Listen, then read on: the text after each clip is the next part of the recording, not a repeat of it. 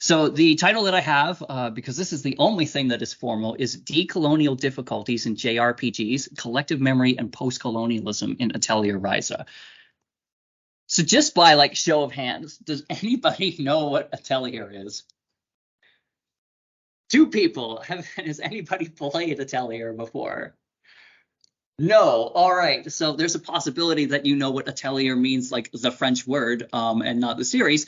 So I'm going to give you a really brief explanation. Atelier is one of those long running Japanese game series that I believe they started in 1997. So they are, unlike a lot of these other series, they're like, oh, we're at our 30th anniversary. And it's like, how many games have you released? 2 or 5 or something like this. Atelier is made by Gust, and they release a new game every single year. Fans of the series always point to this quote that I'm sure is just like a poor mistranslation.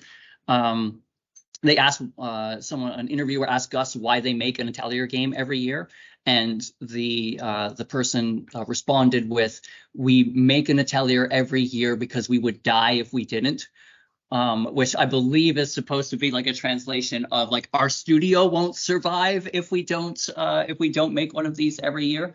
But a lot of people take it more that they love it so much that that's why they release these games. Atelier, as from the title, as I'm sure you could tell, is a JRPG series. It's a very unique JRPG series in that you play as the shopkeeper. So the idea is that in these games, you open a little shop. There's a story that is usually about growing up or coming of age. You almost exclusively play as a young girl, like a teenage girl, going into like in this coming of age story. And your gameplay loop is something along the lines of something happens in the story, you need to build something, you go out and collect the thing, you fight some monsters that might be protecting the thing, you synthesize the thing through alchemy, and then you just go on this loop until you get to the end of the game. Atelier is very unique because it's not a continuous narrative between games. What they do is they break them up into smaller trilogies. So, for example, the Ryza series, which was what I'm going to call it today, is actually the Secret series. And there are 3 games, each of which star Ryza. In the past, what they have done is to begin a trilogy, they pick one character. In the second game, you don't play as that character anymore. They become the teacher for the new character. And then in the third game, it goes along like that. So Ryza is unique because it's the first time that they've gone with one heroine 3 games in a row. The series, as I said, is developed by Gust. It's published by Koei Tecmo. One very interesting thing about the Ryza series or the Secret series is that it became actually like mainstream popular to some extent. As of June 2023, they've shipped 2 million copies between the 3 games, which is enormous for a Gust title because they're typically like, maybe they ship like 100,000 with the bulk of them being in Japan, and they make enough, but that's about it. These ones have become a little bit more mainstream. I mean, obviously mainstream, as a whole 2 of you in here have heard about the series. And this one has actually spawned a multimedia franchise. There's a manga, there's an anime that is currently running. This is pretty common for like the Japanese media mix to have something like this, but it's uncommon for the Atelier series. So, why am I here talking to you about Atelier today? The Atelier games for me were something that I played like off and on a little bit. They used to have this annoying like timer mechanic on them, which made them like really stressful to play because you had to like specifically you had to do this, and this, or you would just like fail or get locked out of endings. So I wasn't like a big, I played a few of them and kind of that was it for me. It just wasn't my thing. I got back into the series because they used the main heroine's costume as an unlockable costume in Fatal Frame. And I was like, this seems like really strange why they would do this. So I decided to look into the character a little bit more and saw that this had got popular. I watched a review and it's like, oh, I think I like this character. So I want to play this game a little bit. It looks like it will be it'll be fun. The Atelier games are the definition of a cozy game. like most of the time you're wandering around like picking flowers and talking to your friends, and they're very, very low stakes and very relaxing. I think you could like qualify them as. So going into this, I was like, I'm just going to play this because I want to play as a magical girl and pick flowers and not think about anything, and this is going to be amazing. But then I got into this series, and it really started to blow me away, some of the things that they were doing narratively. Now that I do my own game design, that made me start thinking about some of the gameplay mechanics. And it really just evolved into this whole thing where it's like, I need to write about this. I think that this is interesting and unique and something that we don't see a lot of. So before I like fire into talking about the games, here is the slide for those of you who are interested in like, this is the theory and methodology that I use. I guess this is the slide only has the theory on it. I use a combination of games in history, collective and cultural memory, and postcolonialism in my analysis. These are some of the authors that I have been relying on in my analysis of these games. I'm not going to bore you too much with this. If you have questions specifically about like the theory that I'm using, my positionality within the theory, or about how it is that like methodologically I worked my way through, we can save that for the question period. But I'm not going to go super in depth here, other than to say that I'm using these theories in combination and trying to be as interdisciplinary and intersectional as possible in my analysis. But I'm also trying to focus on very specifically the colonialism and post-colonialism as presented in these games. Like any game, like any piece of art, like any piece of media, there are 1,000 things that could be said about Atelier Ryza, and I just don't have the space to have it all in there. So this has been my primary focus. All right. So now we're going to get into the narrative analysis, and I'm going to give you 2 warnings right off the top here. 1, I'm going to be trying to summarize the key points of about 300 hours of JRPGs. There is something taken from The Simpsons where when you try and break something down, it's from a Halloween episode, and Xena says, anytime that you see something like that, a wizard did it. That's basically what happens in a lot of JRPGs. There's going to be some stuff in here that might not make a lot of sense, but it makes sense within the context of the world that they're building. Second part is I am currently writing this section. So this one's really kicking around in my head right now. And I don't know about all of you, but when I write my first draft of something, it is always awful. Like my first draft of a thing when I have to analyze a narrative is this happened, and then this happened, and then this happened, and then this happened. And I go back and read it and go, you're not analyzing anything here. You kind of need to tell us what the point is. So I'm going to do my best to not just say, and this happened, and this happened, and this happened, but we're still working through in my mind here. Ooh, all right, just need 1 second. I shouldn't have gone with hot tea because it's too hot to drink and I'm getting dry here. You know what I'm talking about? All right, cool. Perfect. All right, so starting with the narrative. Ryza Stout is a teenage girl who is living on a fictional island called Kirkin Island with her friends Tao and Lent. I'm not going to get too much into the side characters here because I don't think you need to know 30 side characters for the points that I'm trying to make. Ryza and her friends are bored with their quaint island life, and they are trying to find a way to go off on just something that they label as adventure. It's a very traditional island, and they're not allowed to go to the mainland because of some like old rules, and the it's always the old folks being like, don't do this, don't do that, is the way that they set up like the primary like problem at the beginning of the story. But Ryza and her friends are always breaking the rules, and they're always leaving the island and just trying to go on their little adventures. So one day they see that they hear that a ship is going to come into the primary port, and their plan is that they're going to sneak onto the ship so that the ship will take them far away. They instantly get thwarted and instead have to go to this little canoe, and they go across to the mainland. They go across to the mainland and they find a character named Claudia, who is like the daughter of one of the merchants, has wandered off and is about to get attacked by a monster. So they decide to fight the monster and just instantly get beaten.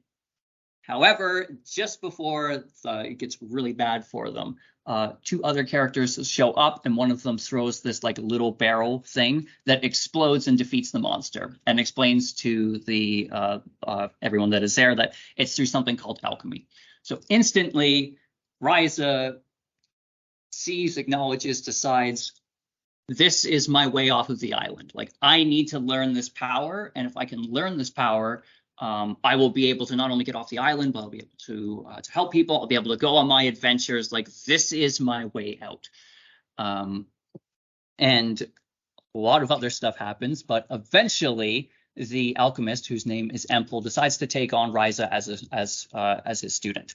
A few things that you learn about alchemy is that alchemy is not like a formal system. It gets passed down from like person to person, and it can only be passed down to those that have like some sort of innate talent. So alchemy in this world is not like this formalized structure, or it's not a thing that everyone can use. You, one, need to be special, and two, you need to go through formalized training to learn alchemy. So Ryza starts to use this alchemy, and it's your typical JRPG, like there's a small problem, Ryza and her friends take care of it. There's a monster, Ryza and her friends take care of it. And you move on through the story, and you start to become more and more powerful in alchemy, and within the narrative, Ryza is becoming important within the village. She's getting acknowledged for how great she is. She's able to do all these wonderful things. To the point that eventually you find out through Empel that there are these secret gates that are throughout all of the world. And when these gates get opened, monsters come through them and attack the world. So because Ryza is so talented, they decide that that she and her friends can go with them, and that they are going to go through one of these gates to like take care of it from the other side. And they call this place when they get there the Underworld.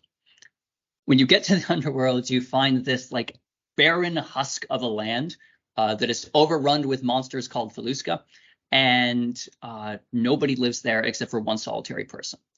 And when you go and meet her, she tells you that the land was at one time very lush and very fertile, and that hundreds of years ago, alchemists came and stole all of the water. And we find out that that water was actually taken to Ryza's island, which was one that was designed by alchemy as well. It's not a naturally occurring island. So you spend the whole beginning part of this narrative, which is typically just like a coming of age story. Oh, we're getting more powerful. Oh, we're using this alchemy that's being used in the series for like 30 years at this point. And you hit this middle point, and they just pull the rug out from under you. And they do use the term colonialism, that like colonizers, they came and they were colonized.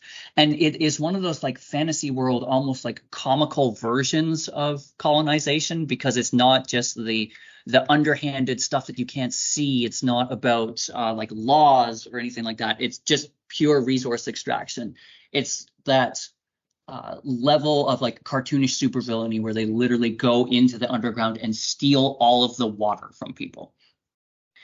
So you're instantly in Ryza within the story is faced with this narrative that now all of this stuff that she's been doing, all the good that she's been doing, has this colonial legacy, and only exists because they were able to go and do things like this. The only reason that she has the powers that she has now is because people in the past, who she has a direct line to, went and did horrible things like this. So Ryza now finds herself in a very difficult conundrum, because she can't, because she knows that this happened. She knows that she can't separate her power from this past these sorts of past incidents, but she also can't just make it right.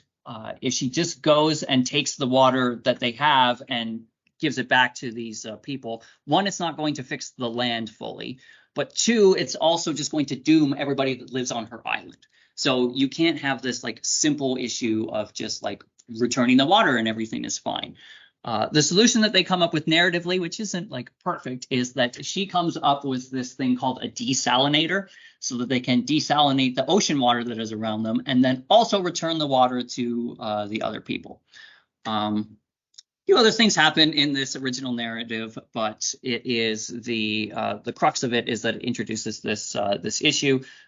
It shows this colonialism as it existed within the universe, and sets up some other things to happen in the next two games.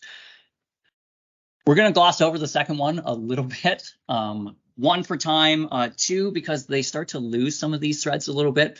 The second one, Ryza, it's 3 years later. Ryza follows some of her friends to the capital, and she meets this little floating guy right there named Fee, and they use him to examine a bunch of like ancient ruins that they find. Ancient ruins have like other really interesting connotations, especially within colonialism and post-colonialism. But this is one of those things where it's like, there's 1,000 things that I could say, and this is one that has been cut. An interesting side story comes out of this in that Ryza meets a secondary member of that later becomes a party member named Sari. Sari is also from the quote underworld and has come to Ryza's world to look for a very specific flower. Believing that if she can find this rare flower and bring it back to the underworld, that it can be used to like replenish the land there.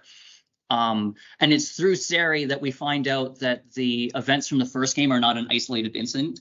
That in fact this like colonialism of the underworld just went on throughout the entirety of the underworld. So every one of these tribes that was living in the underworld was visited by alchemists. The alchemists took all of the resources from the land, used it for their benefit, and then left.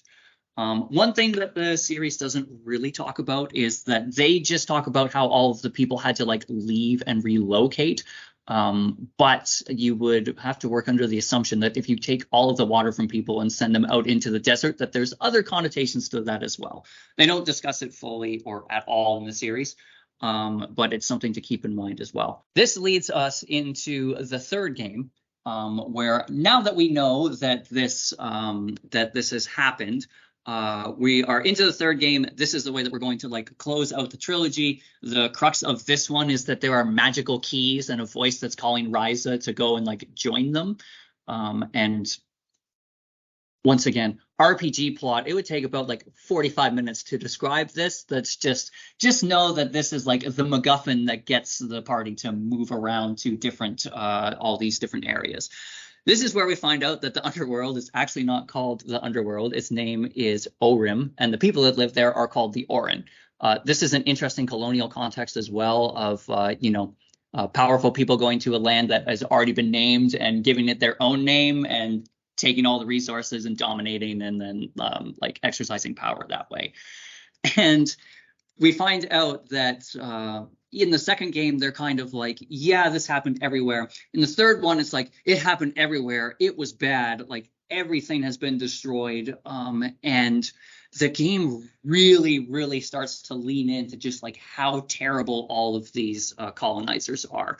I have one slide here where it literally just gets to the point where the characters are like, they sure were horrible people, because you meet one of the leaders of the Oren, and she's just like taking you around, and there are so many side quests that are like, this used to be really nice, and now it's been destroyed, or we don't have any gardens anymore, and that is like a central part of our culture, but they are all gone. And the game really just narratively, like, it gets to the point of this, as I was saying before, cartoonish supervillainy, where there's just no way to look at what the alchemists were doing and go like, they're good people. It is very much like that fictional way of representation where there's no borderline. It's very black and white, and the game does everything that it can in its narrative power to tell you like, these were bad people and you should not be on their side. Which puts Ryza in this situation where she has to decide like how to continue to do alchemy, because she's doing all of these important things. She's helping people. She's saving the world twice already at this point. But at the same time has to constantly be just confronted with this idea of the like, this is part of a larger context. The way that they describe it in the game is that she wants to be an honest alchemist. And this is the term that the Oren give to her, is the honest alchemist, because she starts to help them. Like any JRPG series, this ends with Ryza getting the key, going to this mysterious place, finding out that the alchemists like hit this like ultimate knowledge and built a city in the sky where they could live as gods, and then built a giant machine which basically killed all of them or forced them to flee, and now the machine is essentially God and ruling over everything. So you JRPG trope, children go and fight God and defeat God, and that's how this is how this story ends. Okay, so thank you for indulging me on this very complicated explanation of like how colonialism works in Atelier Ryza. So the big takeaway from this is the game is very anti-colonial. There is no, it is so like cartoonishly like this was a bad thing that there's no leeway. There's no, let's look at this from both sides. This is a very specific example of a game that is like colonialism is bad, which, I mean, some of you might be looking at me with like blank stares. That's not always the case in video games. And importantly, it's not always the case in Japanese video games, because Japan still has a little bit of trouble with this in their collective memory of the war, about how colonialism worked, the significance of colonialism, and very, very importantly, the legacy of colonialism. So Atelier Ryza is, I think, the thing that makes it such a brilliant narrative is that it's not just doing the simple thing of saying colonialism is bad. It's not doing the political thing of being like colonialism had both sides. It's going with this narrative of colonialism happened, it was bad, and now we have to figure out how we deal with that in the present, which I think is a very brilliant take on colonialism, particularly in video games, particularly in Japanese video games. But then this got me thinking, because this would be a really great paper on its own, just being like, yay, decolonialism, we did the thing. Then I started thinking about the gameplay systems. Okay, gameplay analysis of the Atelier Ryza series. As I was describing before, the Atelier series basically works in a gameplay loop. You have your story event or your quest start or your like, let's go and do this thing. You've got your instruction. And then what you're going to do is you're going to go and explore the map. Typically in the Atelier series, they've been closed maps. The most recent one is like a semi-open world, but you go and explore the map. While you're out on the map, you're going to fight some monsters. You are going to gather resources. From that, you're going to level up. You're going to get those resources and take them back to your Atelier, and then you can synthesize a thing. And typically, you synthesize a thing, and they're like, "Great job! Now here's another problem," and it goes on and on. Narratively, there's also a lot of like character interaction. So there are multiple overlapping systems that are, as I was saying before, create a very like relaxing and fun and addictive like gameplay loop. Like it's very enjoyable. All of the things that I'm saying today, like these are good gameplay systems that work well. They interact well with one another. They fit well. They're very, very well done. However, there are a few issues with them as well, particularly when we start to think about the ways that they mesh with this decolonial narrative. Let me just give you a visual of what this looks like. This is from Atelier Ryza 3. This is exploring the map. Anywhere that you see those little white icons are where you can like pick up resources. So Ryza can pick up bugs. She can like do mining to break rocks. She has an axe for chopping down trees. She has a big hammer for hitting the rocks. She has a magical staff that can take things. There is the monsters actually show up on the field here, and that's me very bravely running away. You can pick mushrooms. So this is how you do field exploration in the Atelier Ryza series, just generally, just so that you have like an idea. It's very much about traveling to a location, finding the things that you want, extracting the things that you want, and taking them with you.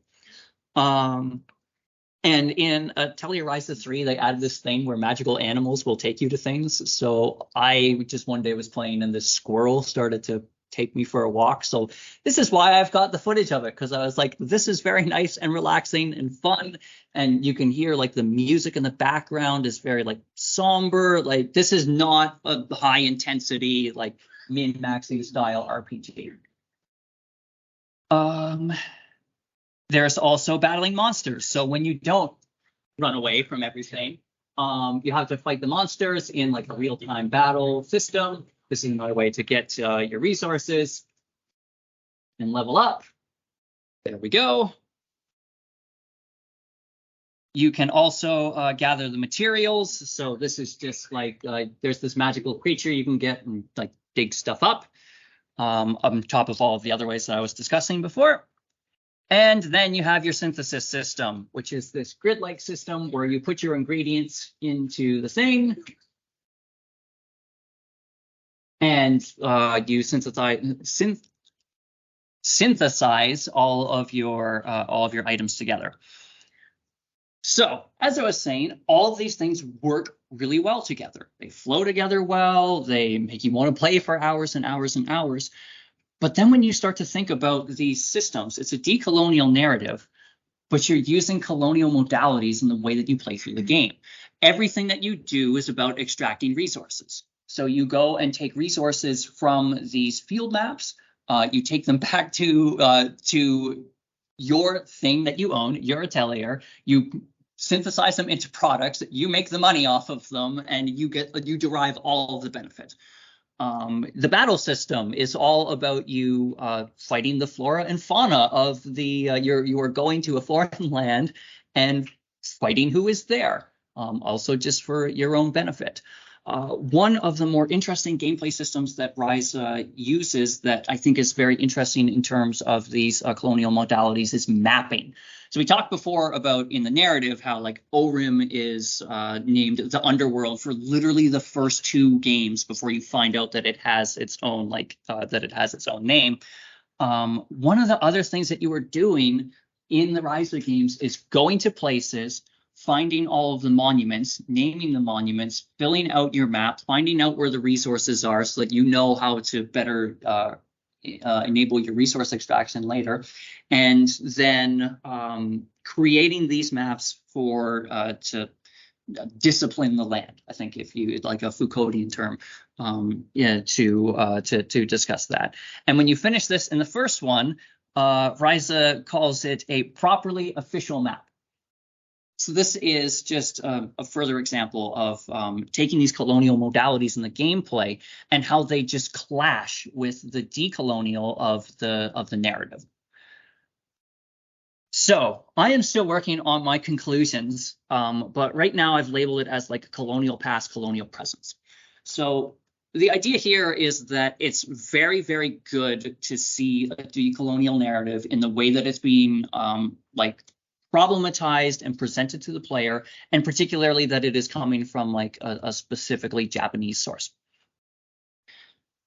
But if we interlay this with gameplay that is very colonial, that is falling into what Mukherjee calls colonial modalities of play, what are we actually doing? Because we have to work with this knowledge that we have that there is a colonial past, and then be working in this present at the same time. So if we've got in the game interlaid in the same thing, it does present some interesting thought experiments or interesting ways of thinking through the series and thinking through the games. But we have to question if it's decolonial or not. If you've got a decolonial narrative, but then in the bulk of your game, like in your gameplay, you have all these colonial modalities, are you being decolonial?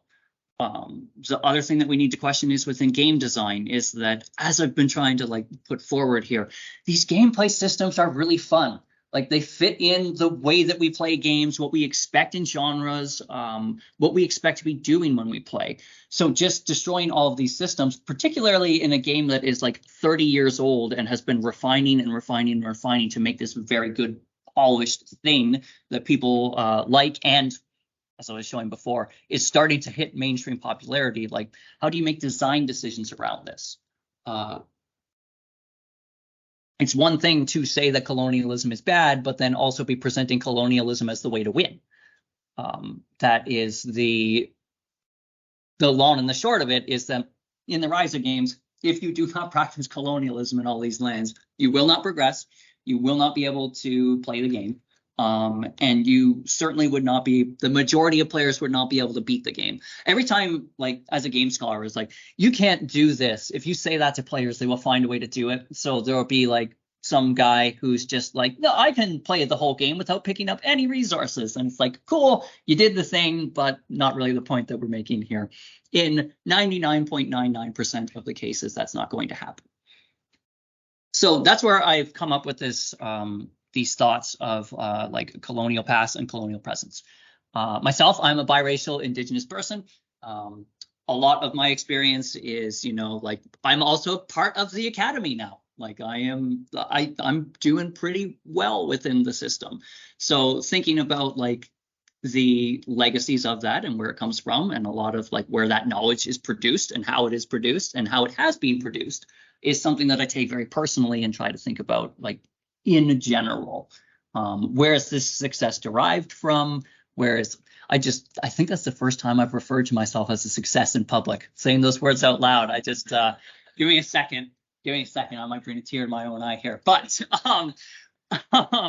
like, analyzing and thinking about that is something that's very personal to me. So I'm trying to think of like a pithy way to end this when I'm writing the chapter, because I need to write the whole thing and then read through the thing and then go, oh, this is what I want to say that'll be like really meaningful at the end. But what I have come up with so far is that when we're talking about like colonialism, there's the story of colonialism, there's the enacting of colonialism. And I think it's very interesting that the story is the thing that Atelier Ryza is able to fix, but not the gameplay, because stories and narratives have endings, but gameplay and colonialism doesn't. It just continues on.